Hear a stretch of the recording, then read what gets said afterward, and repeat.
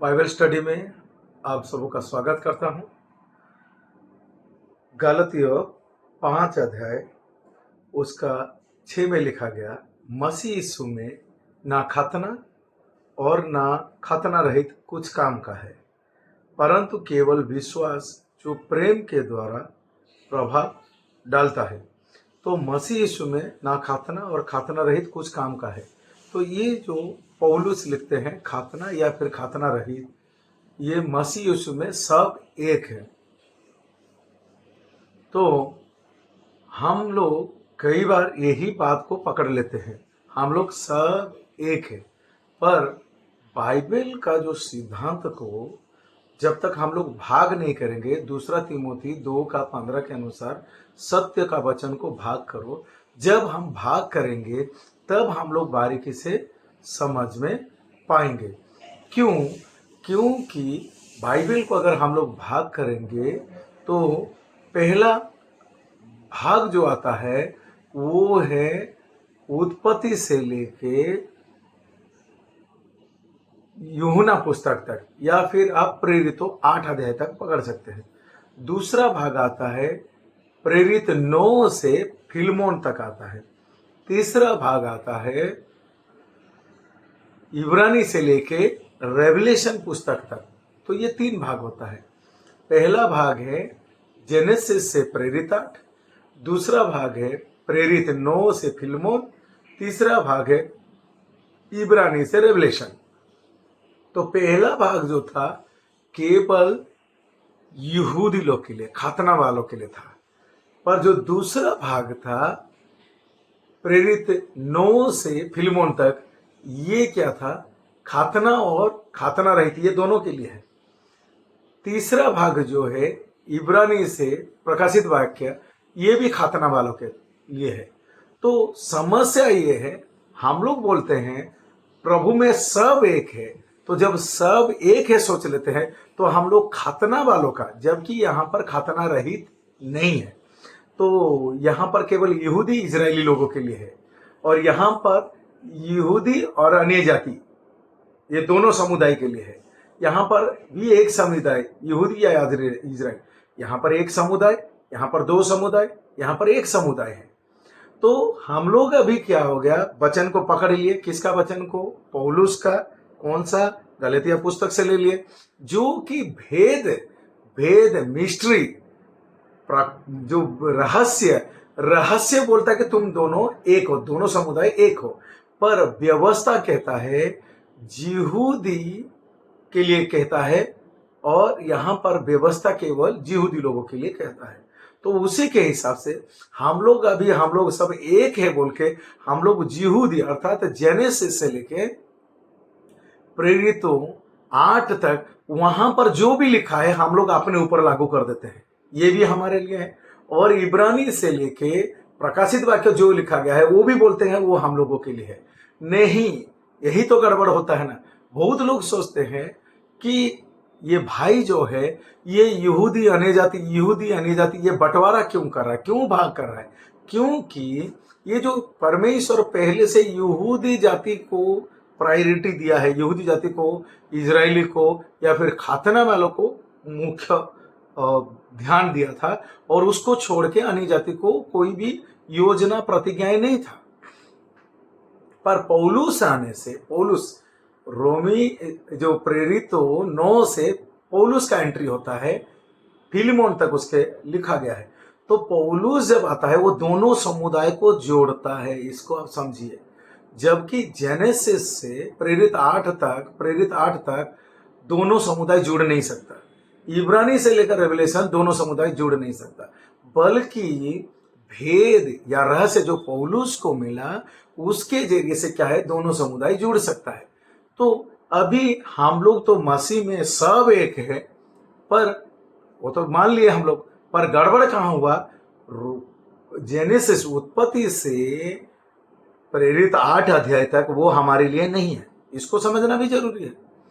इब्रानी से प्रकाशित वाक्य वो हमारे लिए नहीं है, क्योंकि अन्य जाति को, केवल पौलुस के सेविकाई में अन्य जाति को प्रायोरिटी दिया गया है, अन्य जाति को महत्व दिया गया है।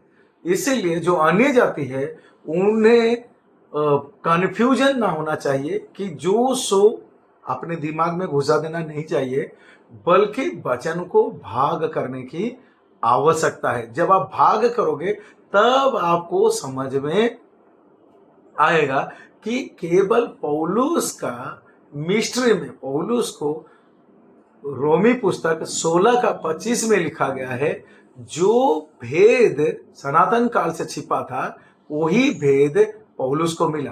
तो पौलुस को जब मिला तो वो पौलुस उस भेद के अनुसार जब प्रचार करता है तो दोनों समुदाय को जोड़ता है, यहूदी और अन्य जाति को जोड़ता है।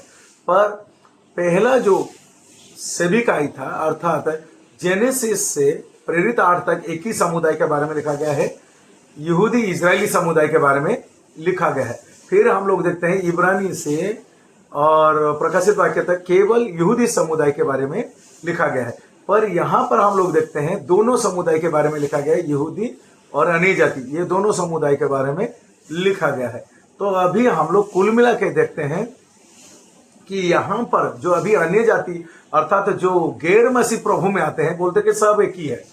नहीं, सब एक ही नहीं है। केवल पौलुस के सुसमाचार, अनुग्रह का सुसमाचार प्रेरितों 20 का 24 में लिखा गया है कि पौलुस को अनुग्रह का सुसमाचार, उससे व्यवस्था का सुसमाचार नहीं, व्यवस्था में बंटवारा था, यहूदी अन्य जाति, पर अनुग्रह में बंटवारा नहीं, एक है। तो यहूदी और अन्य जाति एक हो जाते हैं। तो इसीलिए केवल पौलुस के शिक्षा से, पौलुस एक ही प्रेरित जो है, जो अन्य जाति को यहूदी लोगों के साथ जोड़ दिया, एक देह बना दिया। तो उसी के हिसाब से अगर हम लोग वचन को देखेंगे, पहला कोरिन्थी में हम लोग देखेंगे उसका, क्योंकि ये सब चीज हम लोगों को समझने की आवश्यकता है। पहला कोरिन्थी 12 का 13 में, क्योंकि हम सब ने, क्या यहूदी हो, क्या यूनानी, क्या दास हो, क्या स्वतंत्र, एक ही आत्मा के द्वारा एक देह होने के लिए बपतिस्मा लिया और हम सबको एक ही आत्मा पिलाया गया। इसलिए पौलुस के अनुग्रह के सुसमाचार में ये बात आता है, यहूदी और अन्य जाति, यूनानी, हम एक है। कोई दास, कोई मालिक, हम सब एक है। धनी गरीब, हम सब एक है। तो यहाँ पर लिखा गया है कि हम लोग एक देह होने के लिए बुलाए गए हैं। तो यहाँ पर पौलुस एकता को बनाता है, वो यूनिटी को बनाता है, एकता को बनाता है। तो उसी हिसाब से, पर जो लोग समझने नहीं पाते हैं वो पुराना नियम से, अर्थात जेनेसिस से, उत्पत्ति से लेके प्रेरित 8 अध्याय तक, उसमें से कोई भी रेफरेंस उन्हें अच्छा लग जाता है। यहोवा मेरा चरवाहा है, मुझे कोई घाटी नहीं होगा। जो परम प्रधान के शरण स्थान में बैठा रहेगा वो परम प्रधान की छाया में वास करेगा। तो मेरे कहने का अर्थ ये है मेरे प्रियो, वो इजरायली लोगों के लिए था। जो इजराइल उठो प्रकाशमान, वो इजरायली लोगों के लिए है, तो उनके लिए है। वहां पर अन्य जाति के लिए वो नहीं है, उसको समझिए। अन्य जाति, पौलुस जब एंट्री होता है तब अन्य जाति और उसके बाद यहूदी एक होते हैं, भेद से, रहस्य के कारण यूनिटी होते हैं। और उससे पहले कभी वो एक नहीं हो पाते थे जातिवाद के कारण। फिर भविष्य में जब ये मसीह का देह लिखा गया कि मसीह का देह में हम सब एक है। यहाँ पर कोई जात पात नहीं है, कोई रंग का डिफरेंस नहीं है, कोई भी नहीं है, सब हम मसीह का देह है कहलाते हैं। इसीलिए पहला कोरिन्थी 12 का 27 में, इस प्रकार से तुम सब मिलकर मसीह का देह हो और अलग अलग उसके अंग हो। तो हम सब मिलकर मसीह का क्या है, देह है। इसी कारण हम सबको समझने की आवश्यकता है। तो हम सब मसीह का देह है। कहां से, कितने लिमिट के अंदर? हमारा प्रेरित पौलुस के शिक्षा के दायरे में हम लोग जब आते हैं, हम लोग एक है। पौलुस को छोड़ के और किसी का दायरे में हम लोग जब जाते हैं तो वो स्पेसिफिक होता है। दाऊद की शिक्षा, दानियल की शिक्षा, मूसा की शिक्षा, वो सब यहूदी लोगों के लिए है, इजरायली लोगों के लिए है, पर पौलुस के शिक्षा यहूदी और अन्य जाति दोनों के लिए है।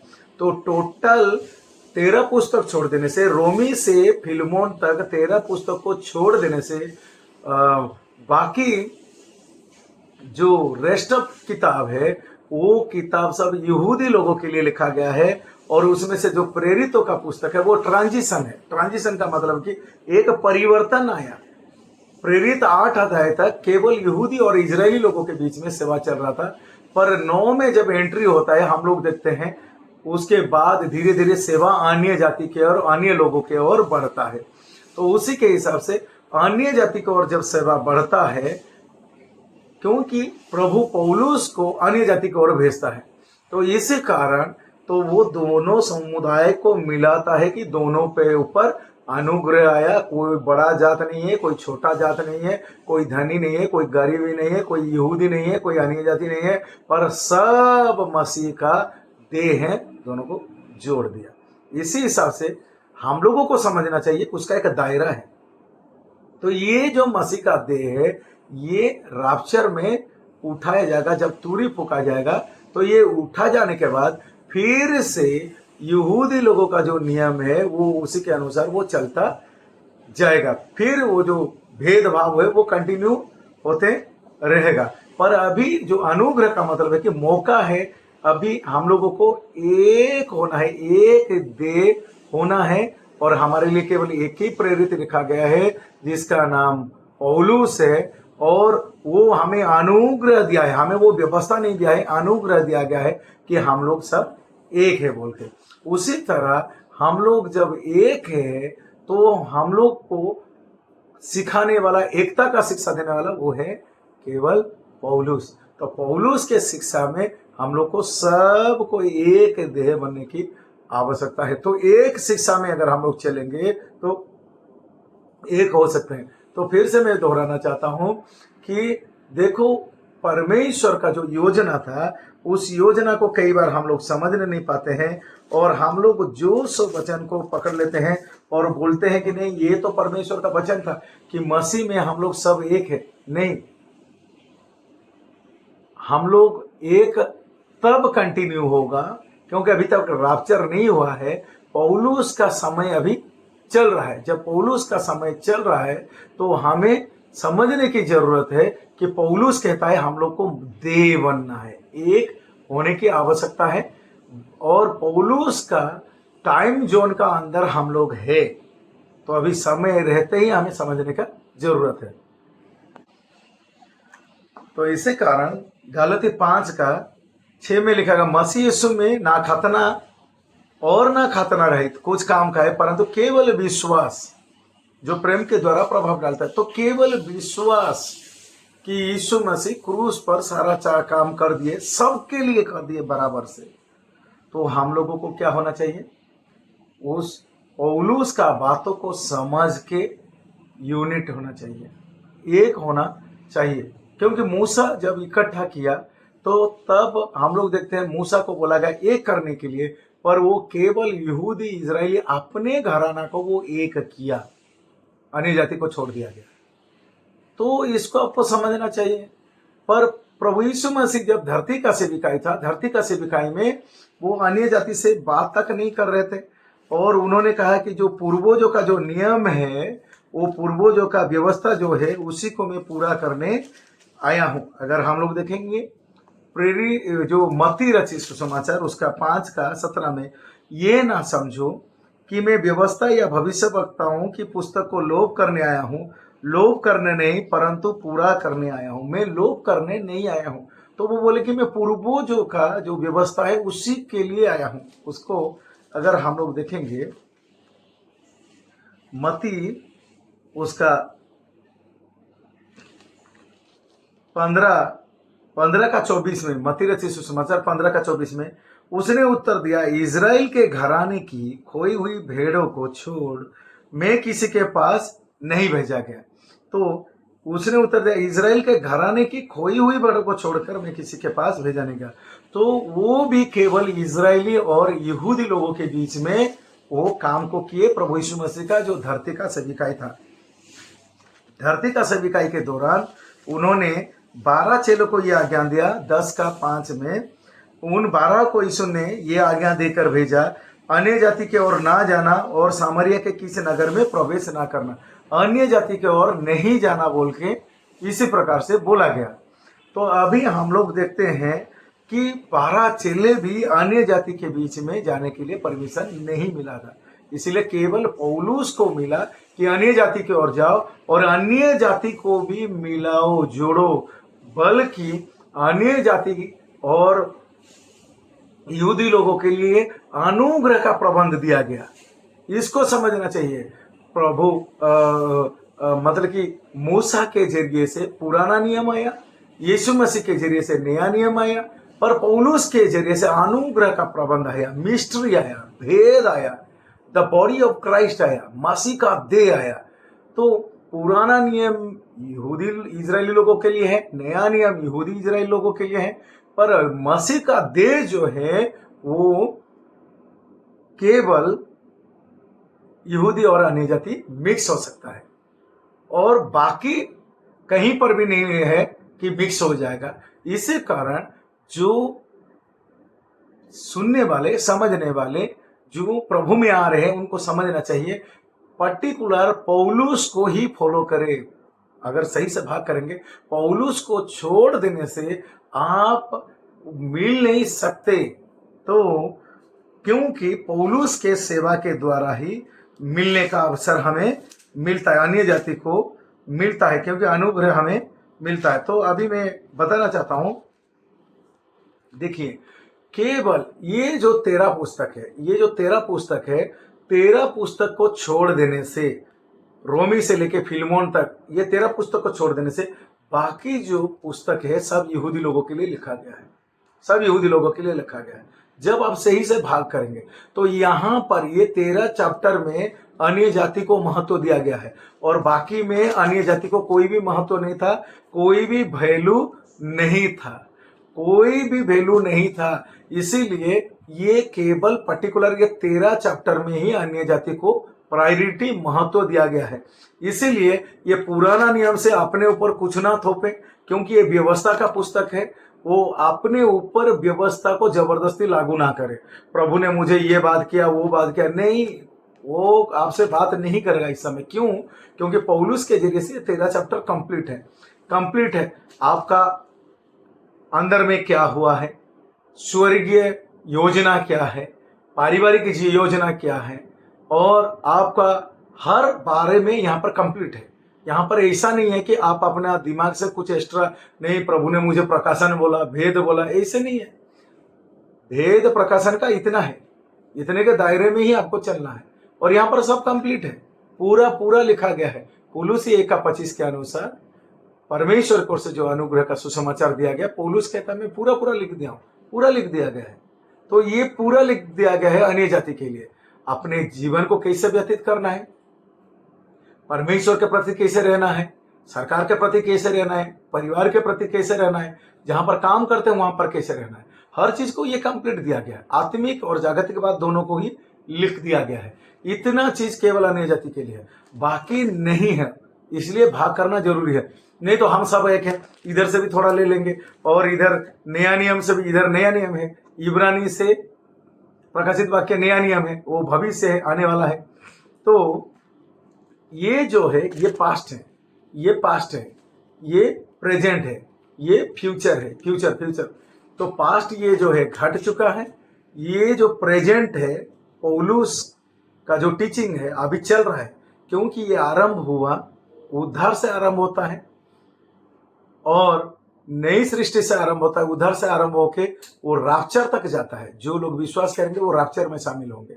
राप्चर के बाद, उठाए जाने के बाद फिर ये नया नियम चालू होता है।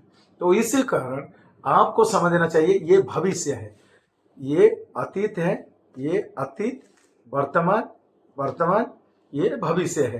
तो आप इस समय में हैं, तो जब इस समय है तो ये व्यवस्था, ये इजरायली लोगों का बात अपने ऊपर लागू ना करें। अगर करते हैं या भविष्य का इसको आप अपने ऊपर लागू करते हैं कि दूसरा आगमन होगा, ये होगा, वो होगा, तो मेरा कहने का अर्थ ये है आप मिलावटी कर रहे हैं।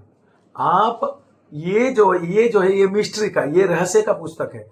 ये बाकी जो है ये भविष्यवाणी का पुस्तक है। तो ये पुस्तक के साथ बाकी पुस्तक का कोई मेल ही नहीं है। बाकी पुस्तक में अन्य जाति के लिए कोई भी जो प्रायोरिटी नहीं है, तो ये है अन्य जाति के लिए। तो इसी हिसाब से मिक्स ना करें। तो लोग मिक्स कर देते हैं और बोलते हैं प्रभु में सब सही है। नहीं, आप अतीत में क्यों जा रहे हो या भविष्य में क्यों जा रहे हो? वर्तमान आपके लिए इतना है, तो इतना को आप मानो, चलो, तब आप परमेश्वर का योजना को बारीकी से समझने पाओगे।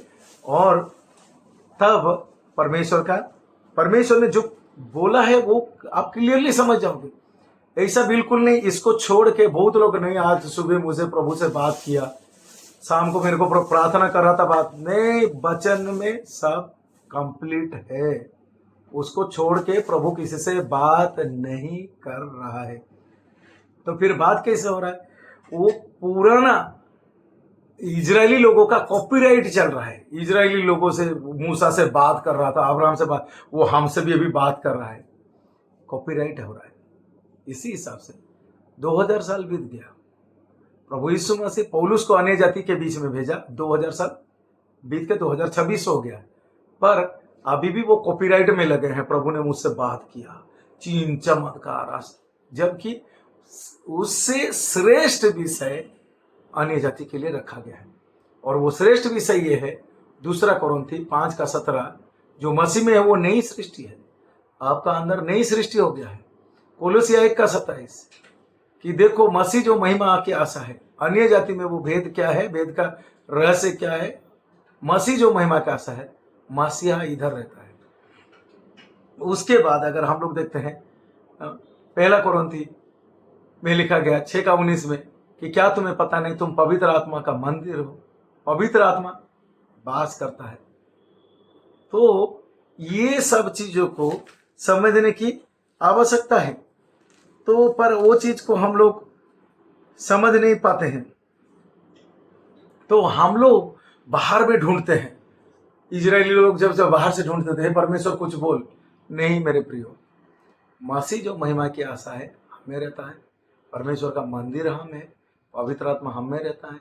हमारा जो मर गया था, पहला आदम का जो मर गया था, अभी विश्वास के कारण, पौलुस का शिक्षा के अनुग्रह की शिक्षा के कारण वो जिंदा हो जाता है। तो बाहर ढूंढने का जरूरत नहीं है। वचन की ओर लौटिए, वचन के ओर लौट के अपने आप को देखिए, जांचिए और अपने आप को, उसकी पूर्णता को पूरी होते हुए देखिए। उसी हिसाब से लोग समझ नहीं पाते हैं, और लोग क्या हो जाता है ना, अधूरा बातों को लेके वो सोचते हैं कि ये टोटल बाइबल हमारे लिए है। टोटल बाइबल आप सीख सकते हैं, परमेश्वर का प्रेरणा से लिखा गया है 2 तीमोथी 3:16 के अनुसार। आप जानकारी ले सकते हैं कैसे मानव जाति शुरू हुआ, कैसे परमेश्वर का काम कैसे हुआ, किस तरह पीढ़ी से दर पीढ़ी काम होते हुए है। आप उसको सीख सकते हैं, जान सकते हैं। पर स्पेसिफिक रोमी से फिलमोन आपके लिए है, क्योंकि आप खतना रहित है। आपने खतना नहीं करवाया, आप यहूदी नहीं है, अब इजरायली नहीं है। जब नहीं है तो जबरदस्ती यहूदी लोगों का परंपरा को अपनाओ नहीं, वो यहूदी लोगों के लिए था। तो इसी हिसाब से आप उसको भाग करो, तब आपको समझ में आएगा कि केवल रोमी से फिलमोन तक, केवल पौलुस के सेविकाई के द्वारा ये बात को बोला गया है कि हम सब मसीह में एक है। क्या यहूदी क्या यूनानी एक है। और पौलुस का शिक्षा को छोड़ देने से बाकी कहीं पर आप एक नहीं हो सकते हैं। इसलिए कृपया वचन को समझिए और वास्तव में आइए, वर्तमान में आइए, और केवल अभी का जोन में केवल प्रेरित पौलुस का ही शिक्षा होना चाहिए। उसका शिक्षा को छोड़ के बाकी शिक्षा में जीवन है ही नहीं। अभी आप बोलेंगे कि ये कैसा है, जीवन नहीं है। मेरे प्रियो, फिर से मैं बताना चाहता हूँ, पौलुस बताता है ये अंदर का बात, जो आदम का मर गया था, आत्मिक बात मर गया था, स्वर्गीय अंश मर गया था, पौलुस वो बोलता है जिंदा हो गया। पर बाकी पौलुस का भेद को छोड़ देने से बाकी आर्थली मिनिस्ट्री है। अब्राहम का हो, दाऊद का हो, दानियल का हो, जितने भी वो जो लिखे हैं वो आर्थी, धरती पे क्या होगा, तो धरती का बारे में वो लिखा गया है। जो धरती में प्रॉस्पेरिटी चाहिए, चंगाई चाहिए, चमत्कार चाहिए, ये धरती का है। पर पौलुस का जो है स्वर्ग है, क्योंकि ये अंदर का चीज स्वर्ग जाएगा। ये कितना भी चीन चंगाई हो जाए, ये एक दिन मिट्टी में मिल जाएगा। आपका धन दौलत ये सब इधर ही खत्म हो जाएगा। आपका डिग्निटी, नाम, शोहरत सब इधर ही खत्म हो जाएगा। पर अगर स्वर्ग उठाए जाने के लिए परमेश्वर का योजना है, तो वो हमारा शरीर नहीं जाएगा, हमारा अंदर का हिस्सा जाएगा। इसी हिसाब से मैं और एक लाइन आपको बोल देता हूं।